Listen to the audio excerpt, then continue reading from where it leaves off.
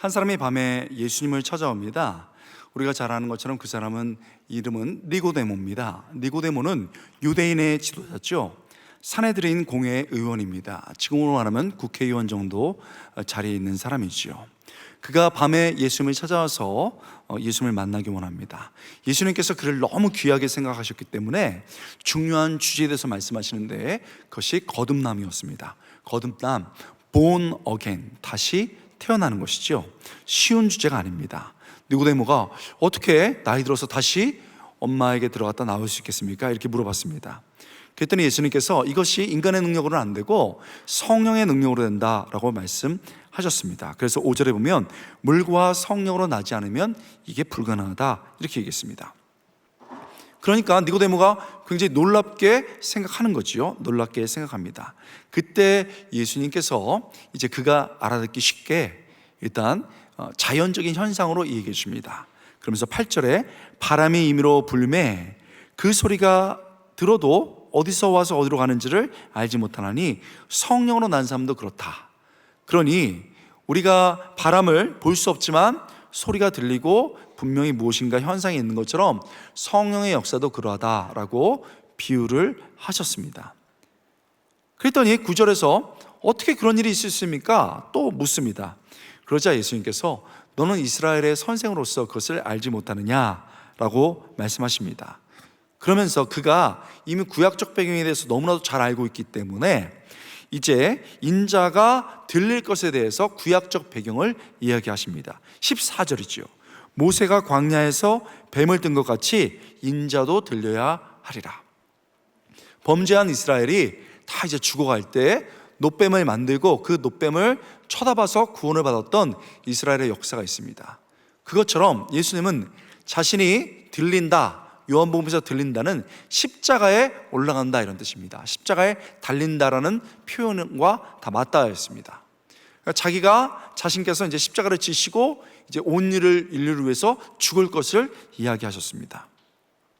이렇게 예수님은 거듭남에 대해서 자연현상을 통해서 또 때로는 구약적 배경을 통해서 그리고 이제 그래도 못 알아들으니까 한 가지 더 나가시는데 복음의 정수를 요약적으로 가르쳐 주십니다. 15절 이는 그를 믿는 자마다 영생을 얻게 하려 하심이라 하고 분명하게 복음의 핵심을 얘기해 주십니다. 16절입니다. 요한복음 3장 16절 여러분 잘 아시죠? 함께 읽겠습니다.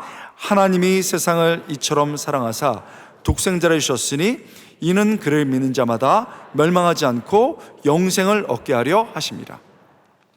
여러분 이 말씀 너무나도 유명해서 성경 전체의 요약이라고도 보고 복음의 핵심으로도 보기도 합니다. 그런데 우리가 이 본문을 암송도 하고 알고 있지만 이 말씀이 니고데모에게 주어졌다는 것은 잘 모릅니다. 또 니고데모가 깨닫지 못하는 가운데서 주님께서 최선을 다해서 가르치는 과정에서 주어진 말씀이라는 것을 우리가 잘 알지 못할 때가 많이 있습니다. 이렇게 니고데모에게 거듭남에 대해서 자연현상으로 구약적 배경으로 또 복음의 정수로 요약해서 말해줬지만 니고데모는 깨닫지 못했습니다. 그래서 그 이후에 예수님이 계속 설명하시다가 니고데모가 아무 반응이 없고 사라져 버렸습니다. 그러니까 예수님께서 그렇게 애쓰면서 가르치셨지만 결국은 예수님의 가르침이 실패한 것처럼 보이게 되는 것이죠. 여러분 우리가요 참 니고데모 같은 사람들 많이 만납니다. 멀리 갈 것도 없어요. 우리 자녀들 아무리 얘기해도 아빠 그만 얘기해, 엄마 잔소리 뚝, 완전 니고데모죠. 여러분 그것은요 아직 그래도 착한 니고데모예요. 뭐 얘기하려고 하는데 문 닫고 가버려. 안 나오는 니고데모 얼마나 많습니까? 여러분 저도 니고데모가 된 적이 있습니다. 제가 중고등부 때 임원을 했었는데 고1 때 저희 전도사님이 교사가 부족해서 전도사님이면서 저희 반에 교사도 해주셨습니다. 한 날 들어왔는데 한 말씀 안 하시고 남바 푸갓 남바 푸갓 이러시는 거예요. 그때 분위기가 딱 요랬습니다. 이게 도대체 뭐냐? 남바, 부갓 이렇게 5분 하시더니 그 다음에는 모션까지 하시는 거예요. 딱 남밭, 부갓, 남밭, 부갓. 아니 말도 이상한데 모션까지 하니까 너무 이상한 거예요. 여러분 다 같이 한번 해볼까요? 이분이요 40대 중반 때 신학을 하시고 뭐 또 좋은 신학교도 나오신 게 아니고 군소신학교를 나왔는데 복음에 열정이 있으세요. 가르치고 싶었던 거죠. 그래서 그렇게 가르치려고 노력했는데 나중에 알고 보니까 이걸 가르쳐주고 싶으셨던 거예요. 이스라엘이 범죄에서 남쪽 유다로 북쪽 이스라엘로 쫙 갈라졌습니다. 그래도 말을 안 듣자 이제 이방 민족에게 잡혀가도록 하나님께서 허락하셨는데 남쪽은 어디에 끌려갔습니까? 바벨론, 남바. 북쪽 이스라엘은요? 부갓, 아시리아, 아수르에게 잡혀간 겁니다. 그거 알려주고 싶어가지고 남밭, 부갓, 남밭 이걸 한 거예요. 여러분 좀 성경을 가르치려면은 고상하게 가르쳐야 되지 않습니까? 너무 그 광경이 아직도 눈에 선해요. 그날 밤 있잖아요. 자려고 눈에 감았는데 남밭, 부갓 이런 것만 생각이 나는 거예요. 난 다시는 그렇게 하지 아니라 나는 그렇게 가르치지 아니라 결심을 했습니다. 그분은 진짜 저를 가르쳐 주려고 했지만 저는 니고데모가 된 것이죠. 여러분 우리가 니고데모도 되지만 사실은 또 우리가 니고데모를 만나기도 합니다. 여러분 우리 순장님들 열심히 가르쳤는데 못 알아듣고 무슨 소리 하는 거예요? 하는 순원 있다 없다? 대답하면 안 됩니다. 있어요. 교육자들도 만납니다. 제가 아시는 목사님이 설교 상당히 잘하시고 인격적으로 좋으신데 어느 날 우울하세요. 목사님 왜 그러세요? 그랬더니 내가 웬만한 사람 다 품는데 이분은 좀 힘들어. 왜요? 일단 이분은요 태어나시면서부터 그랬는지 인상 쓰시는 얼굴이세요. 그리고 눈썹이 10시 10분. 그리고 설교를 들을 때 이렇게 들으신대요. 해봐. 이러고 딱 쳐다본다는 거예요. 그리고 어느 순간 탁 겸손하게 팔이 내려가서 보면은 졸고 있대요. 그러니까 여러분 얼마나 열심히 설교하는데 여긴 그럼 한 분도 없지만 그렇게 하니까 1, 2년도 아니고 보기가 싫으시고 힘드시다고 그 얘기를 하셨습니다. 니고데모를 만난 것이지요. 여러분 예수님 정말 최선을 다해서 자연현상으로 구약으로 복음의 정수로 가르쳐 주셨는데 결국은 니고데모가 떠나버렸습니다. 바람처럼 왔다가 바람처럼 간 거죠. 여러분 그 이후로 니고데모가 나타나지 않습니다. 그런데요 갑자기 7장에 한번 등장을 합니다. 이때 7장의 분위기는 뭐냐면 예수님께서 말씀을 가르치시고 많은 어려운 사람들을 고치시면서 막 인기가 막 올라가고 사람들이 우리 예수님 너무 대단하신 분이다, 우리 예수님을 믿자, 이런 분위기였습니다. 그러자 그 반대편에 서 있던 서기관들, 바리새인들, 대제사장들이 뭐야? 예수가 나보다 더 유명해졌어? 우리보다 더 힘이 있어? 그놈 잡아 죽여야 되겠다, 이런 분위기였습니다. 진짜 그렇습니다. 성경은 자세히 보면 재미있죠. 7장 1절에 이렇게 되어 있습니다. 그 후에 예수께서 갈릴리에서 다니시고 유대에서 다니려 아니하심은 유대인들이 뭐하려 함이라? 죽이려 함이라. 이렇게 분위기가 험악해졌습니다. 그런데도 예수님은 예루살렘에 올라가셨습니다. 이때다 해가지고 대제사장들과 바리새인들이 아랫사람들을 쫙 풀어가지고 그놈 당장 잡아와 그랬습니다. 그랬는데 여러분 그놈 당장 잡아, 그래서 아랫사람들이 쫙 예수님을 잡으러 갔는데 잡았겠습니까? 못 잡았겠습니까? 못 잡았습니다. 왜 못 잡은지 아십니까? 모르시겠죠? 그래서 그 보낸 대제사장들과 바리새인도 물어봤습니다. 왜 못 잡았냐? 45절에 이렇게 되어 있습니다. 아랫사람들이 대제사장들과 바리새인들에게 오니 그들이 묻되 어찌 잡아오지 아니하였느냐? 너 잡아오지 않았어. 왜 안 잡아왔어? 그랬더니 바리새인들이 그 아랫사람들이 대답하되, 그 사람들의 대답입니다. 그 사람이 말하는 것처럼 말한 사람은 이때까지 없었나이다. 이게 무슨 말입니까? 잡으러 가서 잡아야지 하고 있는데 예수님께서 가르치고 계셨던 것 같아요. 설교하고 계셨던 것 같아요. 은혜로워. 아멘. 이거 안 되는데. 정말 아멘. 그래가지고 점점 감화가 된 거예요. 그래서 이분은 잡을 수 없어. 그냥 돌아가면 큰일 나는데 그냥 집으로 가자. 그래서 여러분 돌아온 겁니다. 그랬더니요, 보낸 이 종교 지도자들이 기가 막힌 거예요. 그러면서 이놈들 봐라, 그러면서 이게 보통 일이 아니거든요. 이러다가는 자기들 당국자들이나 바리새인 중에서도 예수님께 넘어갈 처지가 돼요. 그래서 단도리를 해야 되겠다고 생각합니다. 그래서요 이렇게 말합니다. 48절입니다 47절부터 바리새인들이 대답하되 너희도 미혹되었느냐? 너희도 미혹됐어? 이렇게 얘기하면서 막 단도리를 하는 겁니다. 그러면서 옆에를 싹 보면서 동료들한테 말합니다. 당국자들이나 바리새인 중에 그를 믿는 자가 있느냐? 너희도 믿어? 너희도 믿어? 율법을 알지 못하는 이 무리, 만약 그 믿는 사람들은 율법을 알지 못하는 그런 사람들인데 저주를 받을지어다. 믿기만 해봐. 이래가지고 분위기가 완전 얼음장입니다. 큰일 났어요. 진짜 다시 이제 당장 예수님을 잡을 기세입니다. 믿기만 해. 단돌이 딱 했습니다. 그래서 이제 잡으러 가려고 하는데 한 사람이 탁 나타납니다. 뭐라고 말하냐면 정면으로 말하는 것 같진 않아요. 머리를 마치 긁으면서 그런데 우리 율법은 사람의 말만 듣고 사람을 잡을 수 있는가? 이 얘기를 툭 던졌습니다. 여러분, 이 이야기를 던진 사람이 누구냐? 50절에 이렇게 되어 있습니다. 그 중에 한 사람, 곧 전에 예수께 왔던 니고데모가 그들에게 말하되, 니고데모가 살짝 끼어든 겁니다. 그러면서 51절, 우리 율법은 사람의 말을 듣고 그 행한 것을 알기 전에 심판하느냐? 무슨 말입니까? 아니, 예수님이 무슨 잘못을 했어? 그리고 잘못이 있으면 두세 사람 율법에서 말한 것처럼 증인을 세워야지. 사람 말만 믿고, 그것도 그 말도 우리가 만들었는데 왜 예수님을 잡아? 이 얘기를 한 겁니다. 여러분, 지금 너희 믿기만 해? 가만히 안 놔둘 거야? 이런 분위기에서, 그런데 우리 율법은 이렇게 끼어든 거예요. 그랬더니 기가 막히죠. 그랬더니 지도자들이 말합니다. 그들이 대답하여 이르되 너도 갈릴리에서 왔느냐? 찾아보라. 갈릴리에서는 선지자가 나지 못하느니라. 너도 믿어? 그랬더니요, 니고데모는요 성격이 소심한 사람이거든요.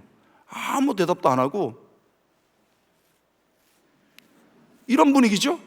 그런데 정콩을 찌른 거예요. 우리가 율법에도 안 맞는 일을 왜 하고 있냐? 머리 긁으면서 얘기했지만 정확한 얘기를 한 거거든요. 그랬더니 씩 예수 당장 잡으러 가자. 이런 분위기가 분은 나고 화는 났지만, 너도 그렇게 혼은 냈지만 맞는 얘기잖아요. 그러니까 가라앉으면서 그 다음에 그 유명한 구절이 나온 겁니다. 53절, 다 각각 집으로 돌아가고. 우리가 제일 좋아하는 구절이잖아요. 각각 다 집으로 돌아가고. 아니, 반박할 수가 없어서 그럼 다음 시간에 이러고 각각 집으로 간 겁니다. 여러분, 중요한 얘기를 하겠습니다. 지금 예수님이 가르침이 실패한 것 같았어요, 3장에서는. 근데 7장에 보니까 아니, 우리 율법은 하면서 여러분 갑자기 니고데모가 살짝 예수님 편에 선 겁니다. 슬쩍 예수님을 변호한 겁니다. 여러분, 본문에서 뭐가 보입니까? 예수님께서 가르치셨던 그 가르침이 시간이 지나니까 싹이 났습니다. 할렐루야. 그래서 니고데모가 살짝 예수님 편에 선 겁니다. 여러분, 우리가요 자녀들 막 가르칩니다. 그리고 순원들 막 가르치고 우리 주변 사람들 막 가르칩니다. 그런데 한 번에 그것을 알아듣느냐? 그렇지가 않아요. 그렇지가 않습니다. 여러분, 만약에 애들한테 중학교 초등학생 때 막 얘기했는데 막 부모가 얘기했더니 아바마마 그리 알겠사옵나이다 하고 무릎 꿇으면요, 그건 더 이상한 거예요. 그거는 그렇게 되는 게 아닙니다. 정말 여러분 중요한 건요, 나중에 깨닫게 되는 거거든요. 그리고 우리가 순원들을 할 때도 여러분, 우리도 얼마나 순장들을 힘들게 했습니까? 우리도 그런 경험이 있으니까 하루아침에 싹이 나는 게 아니거든요. 그런데 이 본문은 약속하는 거죠. 우리가 최선을 다하기만 하면, 예수님처럼 최선을 다해서 가르치기만 하면 어느 순간에 싹이 나는 줄 믿습니다. 제가 이제 신학을 결심해가지고요, 이제 총신에서 시험을 보는데 철학, 영어 이거 어려워요. 근데 철학, 영어는 그때 당시에 80점만 넘으면 됩니다. 그 정도 넘으면 돼요. 근데 제일 문제는 뭐냐면 성경이에요. 성경이 이게 일정 점수가 안 된다 그러면 모든 점수를 만점 받아도 떨어집니다. 그런데 성경이요, 어렵기도 유명했어요. 그래서 사람들이 철학, 영어도 공부 열심히 하지만 성경 때문에 벌벌벌 떨었습니다. 제가 딱 시험 보러 갔더니요, 1, 2번 문제를 보니까 벌써 풀기가 어려워요. 큰일 났다, 나 떨어질 것 같다 하면서 땀을 찡찡 낑낑낑 하면서 흘리면서 보고 있는데, 세상에 3번 문제, 4번 문제, 남유다는 어디에 망했는가? 북이스라엘은 어디에 망했는가? 남바 북아, 바로 남쪽 바벨론, 북쪽 이스라엘. 그래서 제가 여러분 신학교에 합격했습니다. 할렐루야. 박수 한번 칠까요?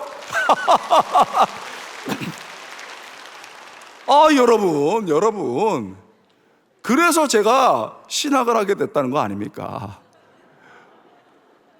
여러분, 우리 자녀들, 우리 순원들, 내가 최선을 다해서 가르치고 챙겨서 나가는 것 같아도 우리 예수님도 그 일 당하셨습니다. 우리도 포기하지 않고 최선을 다할 때가 되면 우리 아이들에게, 우리 순원들에게 우리 교회 싹이 날 줄 믿습니다. 할렐루야.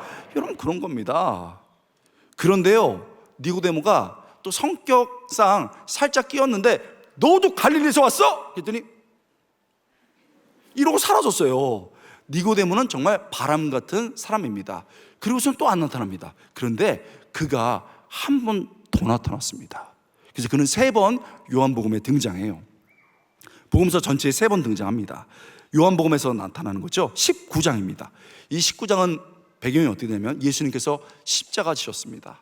우리 위에 십자가 지셔가지고 창에 찔리시고, 여러분 물과 피를 다 쏟아서 몸이 엉망이 되어 있고 짐승처럼 십자가에 매달려 있는데, 그 누구도 예수님의 시신을 거두지 않는 거예요.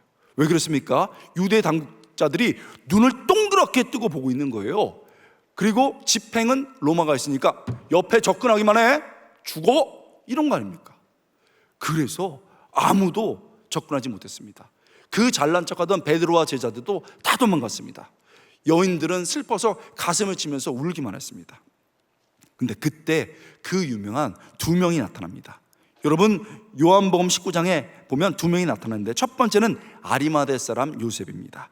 예수의 제자이나, 아리마대 사람 요셉은 예수의 제자이나 유대인이 두려워 그것을 숨기더니, 분명히 예수의 제자입니다. 그런데 유대인이 두려워서 숨었습니다. 이 일 후에 빌라도에게 예수의 시체를 가져가기를 구하며, 그런데 제자들은 정작 다 도망갔는데 숨어있던 제자인 아리마대 사람 요셉이 나타나서 딱 말하는 겁니다. 빌라도에게, 그 예수님의 시체를 저에게 주십시오. 뭐?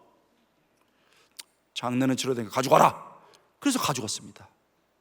여러분, 그런데 혼자 장례 치를 수 있습니까? 또 재정적으로 만만치 않은 용품이 들어가거든요.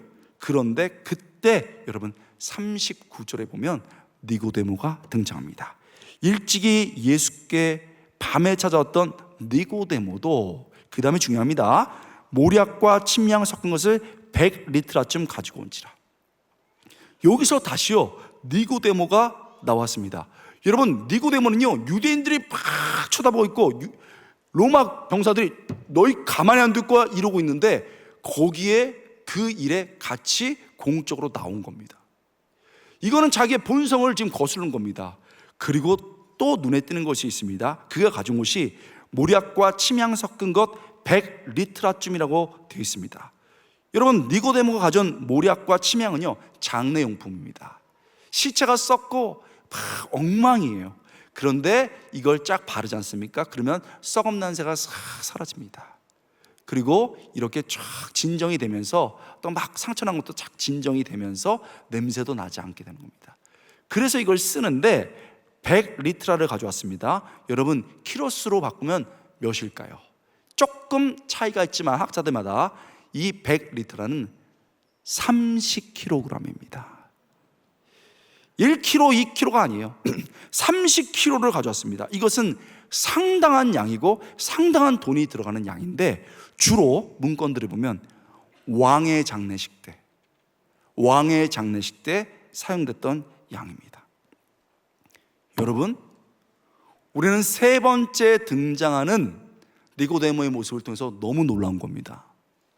그가 위험을 무릅쓰고 예수님의 장례를 치르는 곳에 나왔다는 거예요. 그리고 그가 상당한 재산을 들여서 예수님을 모셨다는 겁니다.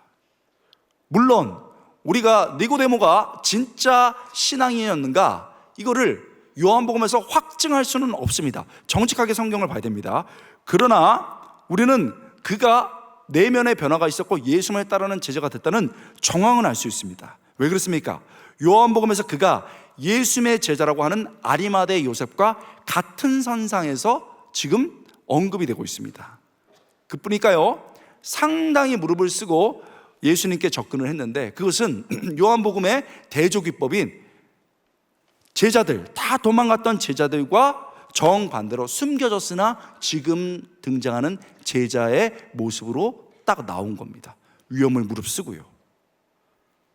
여러분, 세 번째는요, 우리가 믿는 정경은 아닌데 이 외경에는 니고데모 복음서라는 게 있습니다. 거기에는, 그리고 교회의 전통에는 니고데모를 성자, 또 예수님을 매우 사랑했던 극히 존경스러운 인물로 묘사를 했습니다.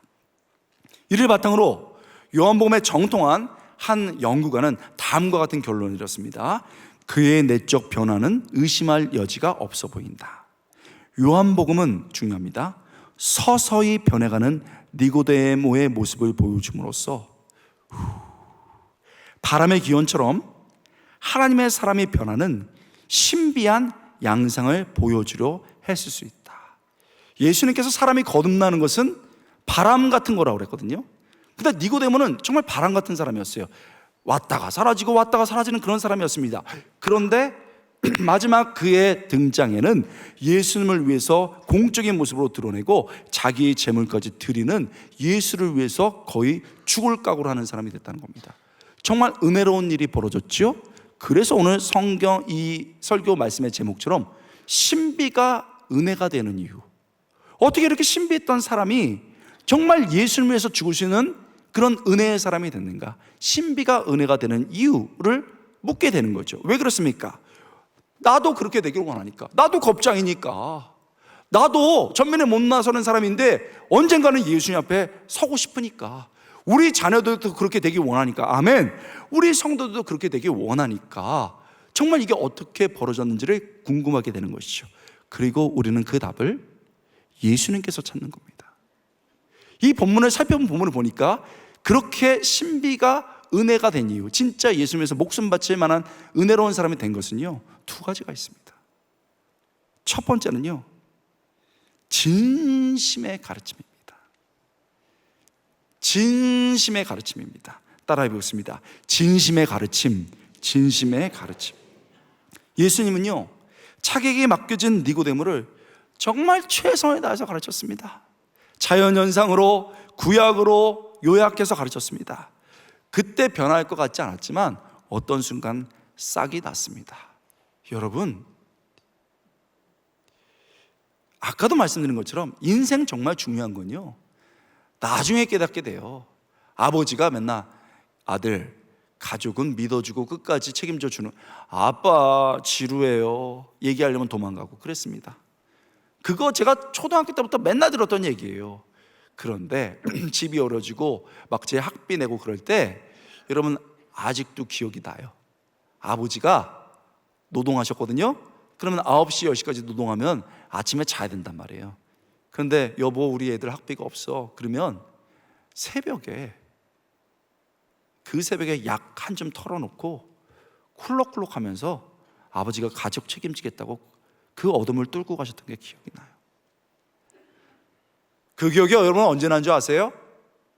제가 첫째 애를 딱 낳는데 응애 우는데 좋음과 동시에 얘를 뭘 먹고 살리나, 어떻게 먹여 살리나, 이래가지고 아버지 생각이 나더라니까, 그 생각이. 그래서 걔 100일 됐을 때 아버지 무덤에 가서 아버지가 한 얘기 지금 알겠네 하고 꼬물꼬물거리는 딸 안고 제가 울었습니다. 여러분, 진짜 가르침은요, 최선을 다하고 나중에 싹이 나는 거예요. 여기 우리 권사님들도 계시고, 멋진 권사님, 우리 장로님도 계시고, 안수 집사님도 계신데, 우리 권사님들 막 찬양할 때 손도 들고 그러셨는데, 우리 권사님, 우리 엄마 마음 찢어봤다 안 찢어봤다? 찢어봤다. 엄마 싫어, 미워, 엄마처럼 살지 않을 거야. 우리 장로님들, 안수 집사님들, 우리 아버지 꼰대라고 놀려봤다 안 놀려봤다? 놀려봤다. 아유, 그 냄새난 놓친네, 놀려봤다 이겁니다. 그런데 그때 엄마가, 야, 너 내일부터 반찬 안 줄 거야. 아빠가, 호적파자, 이랬습니까? 아니죠. 아버지가 정말 저녁에 묵직한 수요예배 금요일에 나와서, 하나님, 우리 애들 좋은 애들이에요. 애들이 아직 주님 몰라서 그래요. 그러고 나서 얘야 하고 가르쳐 준 거 아닙니까? 엄마가 여러분 애 키워봤죠? 잘 시간도 부족해요. 손가락이 막 굽을 지경이에요. 그런데 그 잠 깨워서 새벽에 와서, 하나님, 우리 애들 지금 입시 때문에 그래요. 우리 결혼을 해서 그렇고 애들이 지금 먹고 사는 게 어려워서 그래서 저 봐서 한번 봐주세요. 엉엉 울면서 기도한 거 아닙니까? 그래서 얘야, 너 그래도 예배해야 된다. 그래서 이 자리에 있는 거 아닙니까? 여러분, 지금 이제는 우리 차례가 됐습니다. 내게 맡겨주신 자녀들, 우리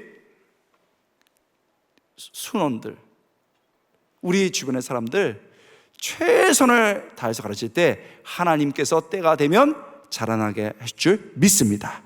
그렇죠? 이렇게 신비가 은혜가 된 이유는 예수님께서 니고데모를 진심으로 가르쳐 준 겁니다. 그런데요, 더 중요한 이유가 있습니다. 사실 더 중요한 이유가 있습니다. 여러분 생각해 보십시오. 니고데모는요, 사실 예수님께서 진심을 통해서 최선을 통해서 가르쳤지만 한 번밖에 안 배웠어요. 한 번밖에 안 배웠습니다. 3장에서 한 번 배운 거거든요. 그런데 어떻게 이렇게 변했냐는 거예요. 여러분 7장의 경우를 보면요, 아니 우리 율법에서는 그렇게 하냐? 딱 예수님의 편에 섰거든요. 왜 그렇습니까? 예수님이 삶을 본 겁니다. 예수님의 삶을 보니까 가난한 사람, 어려운 사람들, 그리고 힘든 사람들 도와주었거든요. 그들을 형제자매라 불렀거든요.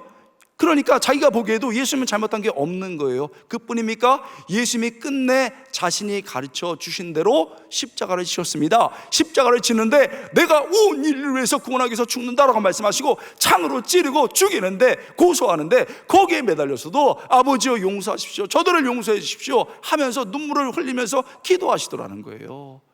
니고데모가 그것을 봤습니다. 그때 내적 변화가 일어난 겁니다. 여러분 뭡니까? 진실한 가르침과 더불어 예수님이 니고데모를 정말 변화시킨 것은 십자가를 향해서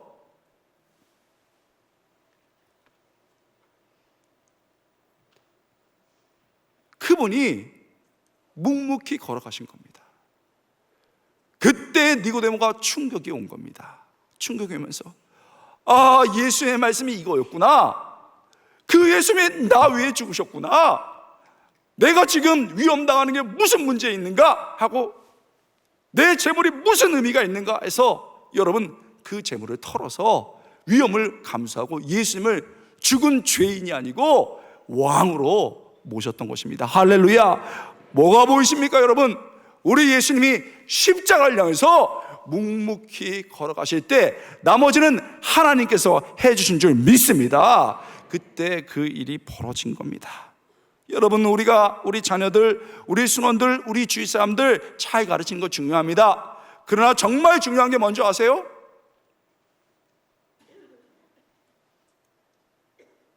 주님께서 맡겨주신 십자가를 내가 묵묵히 걸어가는 거, 그거 여러분 정말 중요합니다.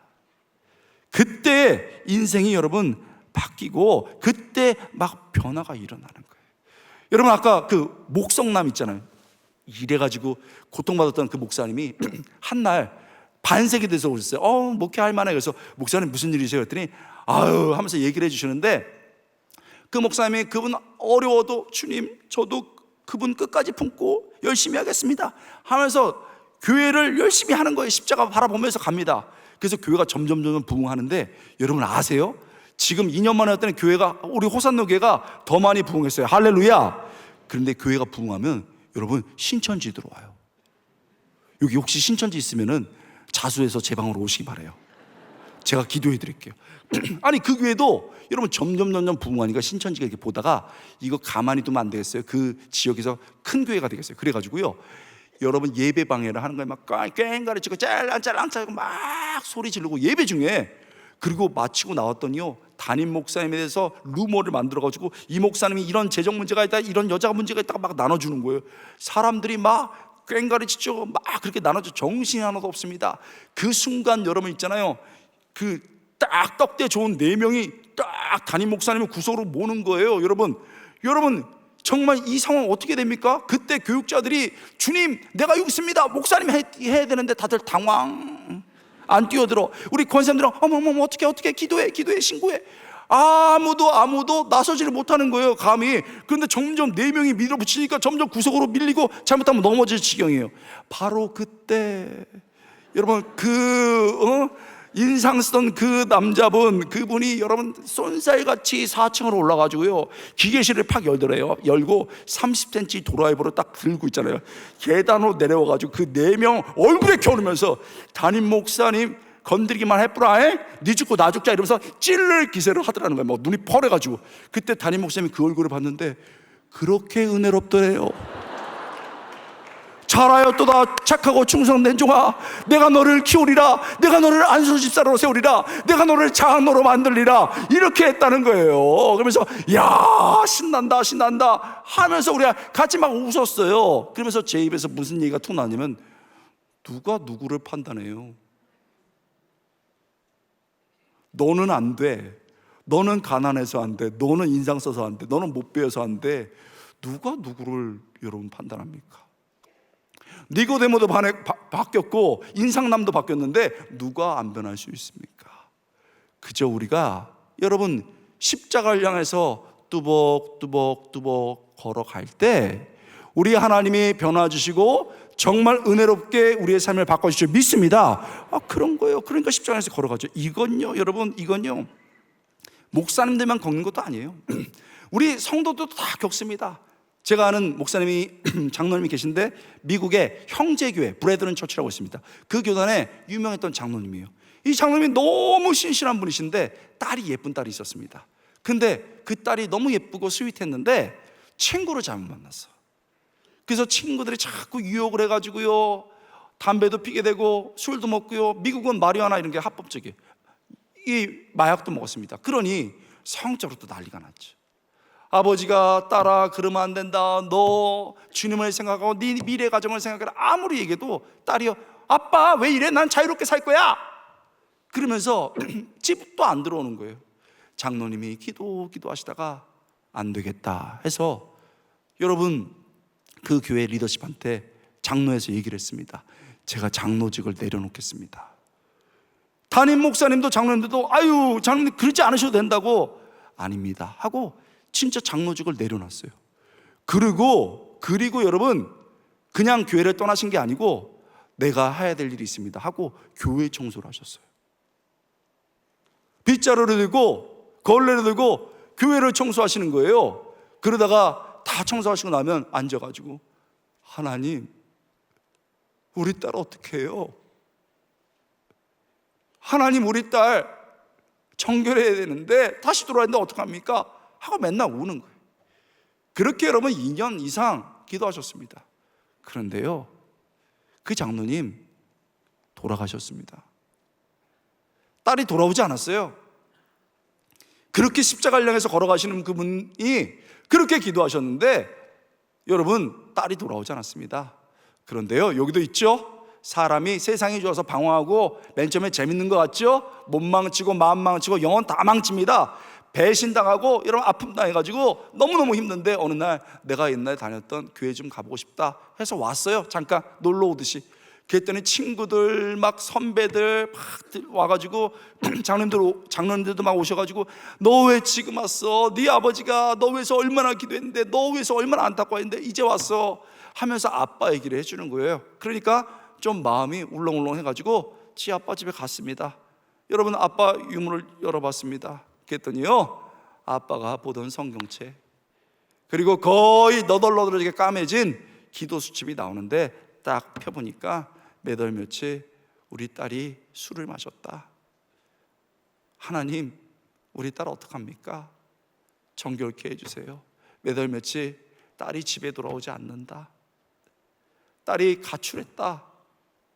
하나님, 우리 딸 보호해 주세요. 도와주세요. 성경 구절 쓰고 막 한 거예요. 마지막 돌아가시기 전에 딸이 돌아올 것 같지 않다. 그러나 나는 포기할 수 없다 하고, 나는 주님께 내 딸을 맡긴다 하고, 여러분 기도 제목을 써놓고 심지어는 눈물 떨어진 자국도 있는 거예요. 딸이 그걸 보고 그 자리에서 무릎을 꿇고 회개했어요. 주님을 다시 만나서 내가 다시 돌아가야 되겠구나 하고 다시 주님께 돌아왔습니다. 그리고 아빠 추도 예배를 드리는데, 추도 예배, 여러분 미국에서는 메모리얼 서비스라고 그럽니다. 그 고인을 추도하는, 다시 기억하는 날이에요. 그때 딸이 아빠 친구들, 장로님들 초대했습니다. 그리고서 쫙 모여서 예배를 드리는데 하얀 드레스 입고 나왔어요. 뭡니까? 나 이제 그리스도의 보혈로 깨끗해졌다, 나 이제 다시 주님께 돌아왔다, 그런 표시였어요. 그러면서 여러분 이제 마지막 그 식구들이 얘기를 하는데, 이 딸이 나와서 얘기를 하는 거예요. 우리 아빠, 정말 나는 아빠를 존경합니다. 우리 아빠 교회를 위해서, 우리 가족을 위해서, 나를 위해서 얼마나 기도했는지 모릅니다. 아빠 보고 싶습니다 하고, 여러분 아빠 존경합니다, 아빠 보고 싶습니다, 이런 말 하는데 사람들이 다 오는 거예요. 그리고서 여러분 머리에 월계수처럼 꽃으로 하얀 꽃 해가지고요, 우리 아빠 평생 교회 위에, 평생 우리 가족 위에 헌신하신 분이고 영혼위에 헌신하신 분입니다. 나도 내 아버지처럼 주님께 내 인생을 드립니다. 여러분 결심하고 선교사로 헌신했습니다. 여러분 뭡니까? 때로는 우리가 가르쳐도 깨닫지 못하는 것 같고, 때로는 열매가 나오지 않는 것 같습니다. 그러나 누군가는 묵묵하게 우리 가정에서 내게 주신 십자가를 지고, 우리 교회에서 내게 주신 십자가를 지고